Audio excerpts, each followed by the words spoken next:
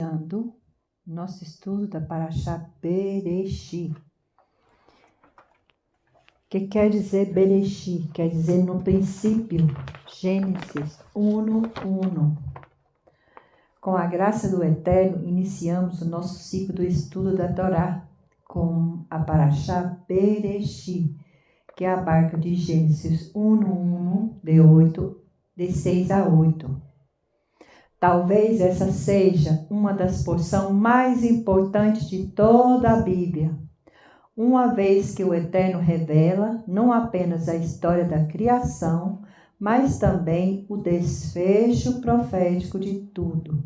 Os rabinos dizem que todo o segredo do universo estão contidos nos primeiros capítulos de Gênesis, onde a literalidade, o simbolismo se funde em uma narrativa repleta de fatos, conceitos científicos e históricos religiosos. Uma das passagens mais importantes e simbólicas dessa parashá nos introduz a um elemento muito especial da árvore da vida, Etz Chaim. Quando Adão e Eva comem do fruto proibido do conhecimento do bem e do mal, o Eterno diz. Gente, hoje vamos estar estudando um pouquinho da Parashá. Teremos muitos temas, né? Como viu em espanhol, teremos muito tema, mas vamos falar de um tema específico para entender o que é uma Parashá. Para quem estuda português, a palavra-chave Bereshit significa no princípio. A sua origem está na palavra Rosh, em hebraico cabeça. Essa palavra é de tal importância que, se falhamos nessa interpretação, comprometemos a nossa própria fé, pois o seu fundamento está na crença de um Criador único, que não entendemos a criação de Deus. Se não entendemos a criação de Deus, não podemos entender as suas escrituras. Se o cientista que se defende a teoria da evolução, abogando que o homem é resultado de uma primata evolução, conhecesse pelo menos o que as escrituras ensinam sobre a criação, não incorreria a tese absurda dos quais exige mais fé do que simplesmente crer no que diz o livro de Bereshit, o qual afirma e confirma que Deus criou, que Elohim criou todas as coisas. Somos semelhantes ao nosso Criador. Assim, o próprio Criador ordenou que cada semana lembrássemos de Shabat, um dia de descanso e também o memorial dessa criação. Vamos, amigos, vamos comentando, vamos chegando, estamos falando em português.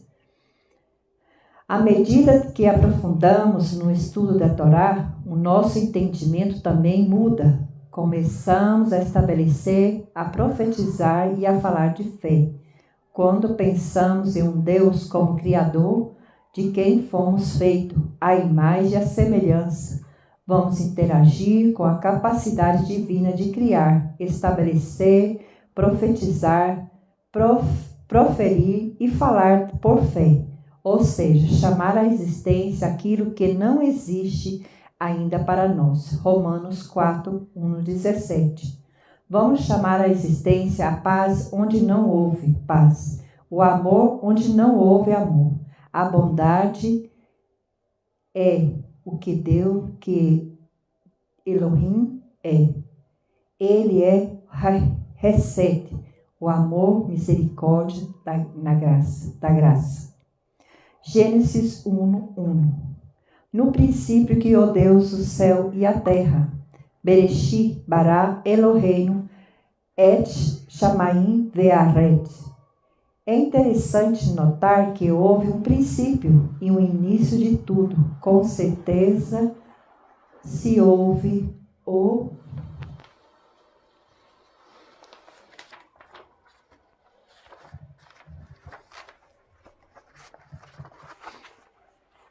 o início, também haverá um fim dos céus e da terra. Se houve um início, também haverá um fim.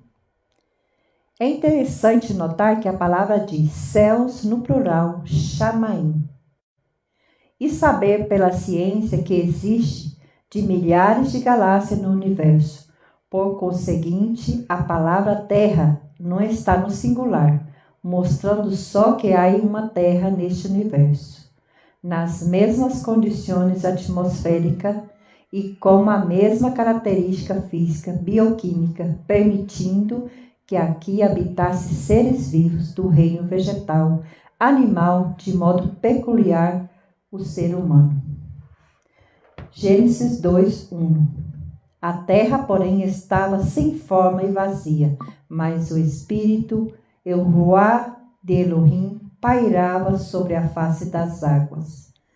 Em hebraico, Tohu Vavohu, que significa bohu, vazia. Em outras palavras, existia fisicamente a terra, mas ela estava em estado caótico, desordenada. O Ruá de Elohim, o Ruá pairava sobre a face das águas. Esta é a palavra, a primeira vez que aparece a palavra Ruá, Espírito de Elohim. Espírito. Juan 4:24. A expressão sem forma e vazia indica que não havia ainda seres vivos na terra, e esta estava em formação.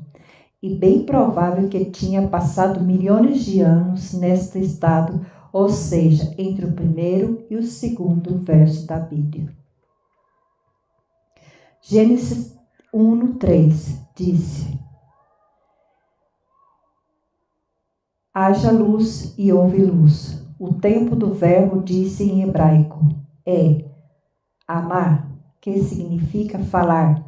No hebraico significa ordenar, prometer, tornar visível, determinar, falar.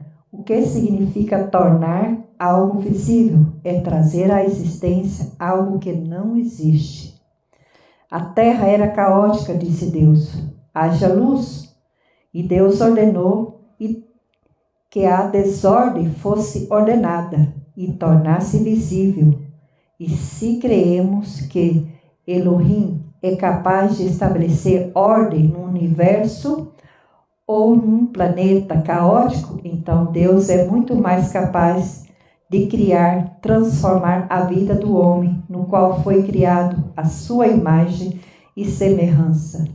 Então a nossa vida está caótica, oscura, vazia, triste, passado por grande adversidade, porque não podemos pedir ao Eterno que ordene a existência da luz, que seja o poder transformador nesta nossa própria vida. Deus, Elohim, falou e trouxe à existência o que não existia. Isso é fé. A palavra falar é mais importante do que a palavra luz, porque foi ela quem gerou a luz. É importante que falamos e ordenemos também. Só Elohim sabe o que precisamos. Quando abrimos a nossa boca pela fé, estamos tornando visível o que é invisível. A fé sem palavra e sem ação é morta. Lembremos do que Yeshua disse: e se disseres este monte, Mateus 17:20, a fé por si não só move montanhas, mas é o ato de falar e dizer e profetizar. Falar por fé é mover os montes, chamado a existência algo que não existe. E viu Deus que a luz era boa, e fez separação entre a luz e as trevas. E Deus é a própria luz. Provavelmente esta luz não era mencionada ainda. Esta luz foi chamada de dia e as trevas de noite. A palavra desta tarde, a palavra tarde e manhã, deve aqui um significado, um tempo, que pode ser mensurado 1 bilhão e milhões de anos. Entende que o sistema solar, os milhares de galáxias, existe e estava em formação.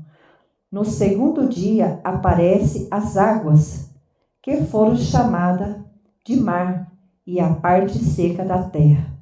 Tudo estava ainda em formação. Os vulcões em planetas, atividades.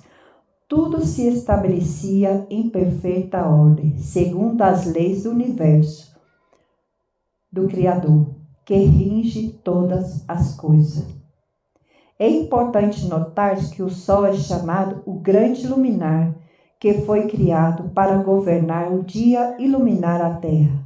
Foi criado somente em um quarto dia, assim também como a Lua, pequeno luminar para governar a noite, a semana, os meses e os anos. Eu pessoalmente creio que a partir do quarto dia da criação podemos entender que foi definido o dia de 24 horas da semana, regida por uma face da Lua, os meses e os anos de 54 luas, pois todo o nosso sistema solar e planetário já foram definidos, obedecendo cada uma sua própria órbita entre um período de tempo. Mas também os que creem que um dia na criação poderia ter durado 1000 anos. Esta equivalência se funde na Bíblia, em Pedro 3:8, que diz ser um dia equivalente a 1000 anos. O salmista também nos traz a mesma equivalência.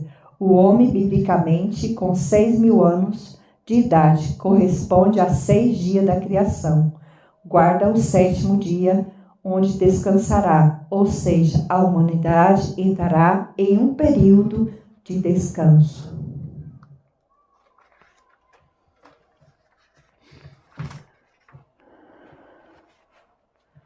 A humanidade entrará em um período de 1000 anos, nos anos de descanso do Eterno, o milênio, no qual Yeshua reinará na terra com seus eleitos. É bem certo que entre o primeiro e o quarto dia da criação podemos ter passado milhões de anos. As leis que rigem a criação não cessaram e as novas estrelas e planetas ainda estão sendo criados e descobertos nos dias de hoje. Porém, no nosso sistema solar, gira em órbita, perfeitamente definindo e determinadas, cumprindo cada sistema da sua própria trajetória. A Terra girando em torno de si mesma e girando em torno do Sol. Esse conjunto planetário girando numa velocidade e um intervalo de tempo determinado, uma trajetória em direção desconhecida dentro da nossa galáxia.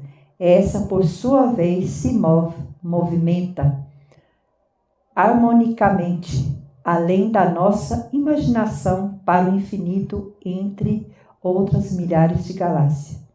Nesse contexto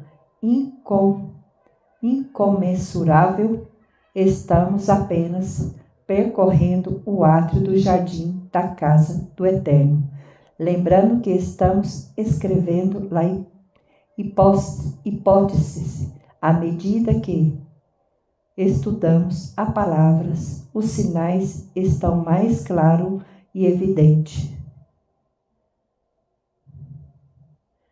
Gênesis da vida. O verso 11 diz que produza a terra, relva, ervas que dê semente.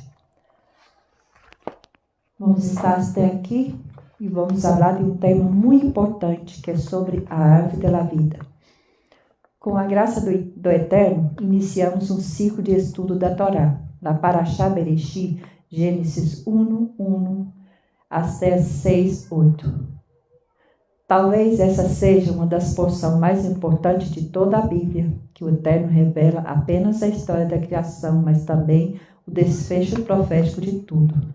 Os rabinos dizem que todo o segredo do universo está contido nos primeiros capítulos de Gênesis, onde literalmente o simbolismo se funde em uma narrativa repleta de fatos, conceitos científicos, históricos e religiosos.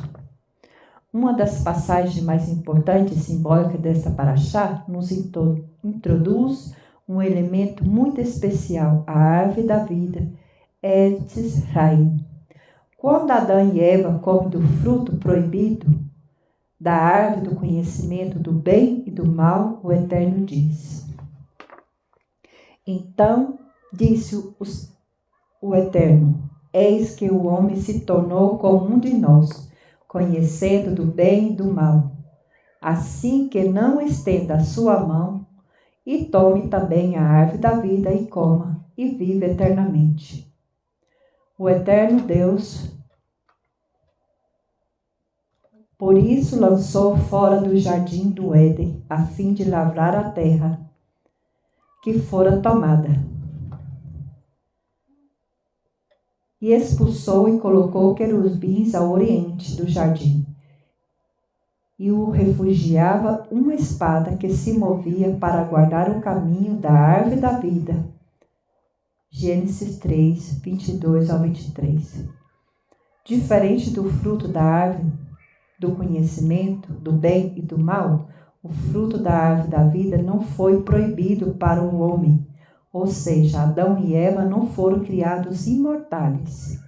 Porém, a imortalidade estava ao alcance de ambos.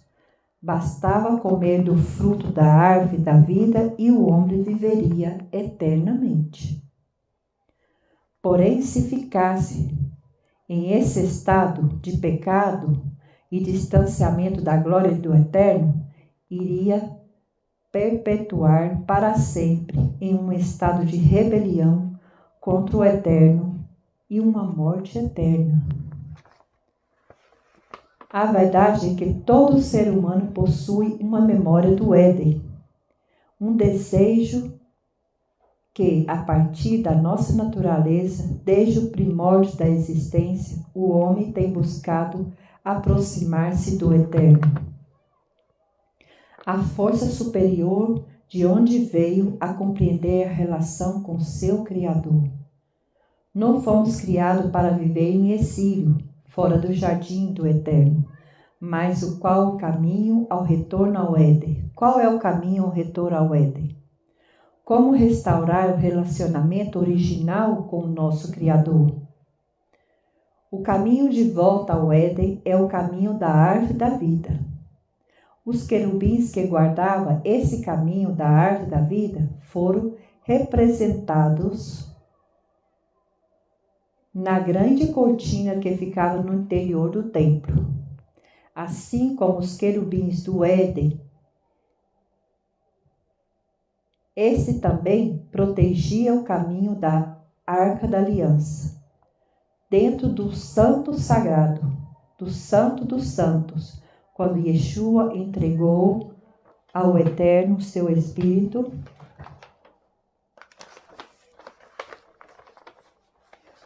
O seu Espírito, Mateus 27, 51, versos 50 e 51.